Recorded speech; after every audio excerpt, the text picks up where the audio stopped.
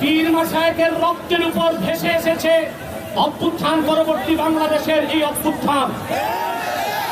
অথচ আজ এই স্বাধীন বাংলায় সবচেয়ে পরাধীন হচ্ছে ইসলামপন্থীরা।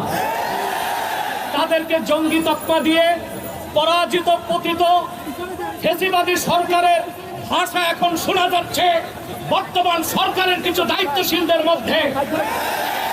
যেভাবে 16 বছরের ফ্যাসিবাদ ভেসে গেছে, আরেকটা বিপ্লবের তরে মার্কিন দালাল যারা বাংলাদেশি মার্কিন এজেন্ডা বাস্তবায়ন করতে চাও তারাও ভেসে যাবে। প্রিয় ভাইরা, আপনারা দেখেছেন জাতিসংঘের বিতর্কিত মানবাধিকার কমিশন ঢাকায় কার্যক্রম শুরু করেছে। আমরা এটা চাই নাই।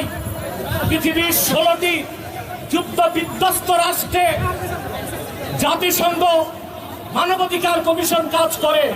আমার প্রশ্ন, বাংলাদেশ কি যুদ্ধ বিধ্বস্ত না স্বাধীন বাংলাদেশ? স্বাধীন বাংলাদেশ। তাহলে এখানে জাতিসংঘের মানবাধিকার কমিশন কেন? তাহলে বোঝা যাচ্ছে মার্কিন দালালরা বাংলাদেশকে যুদ্ধের দিকে ঠেলে দিচ্ছে। এক সাগর রক্তের বিনিময়ে হলেও 55,000 বর্গ মাইলের বাংলাদেশের কোন 1 ইঞ্চি জায়গায় মার্কিন আগ্রাসনকে প্রতিষ্ঠিত হতে দেওয়া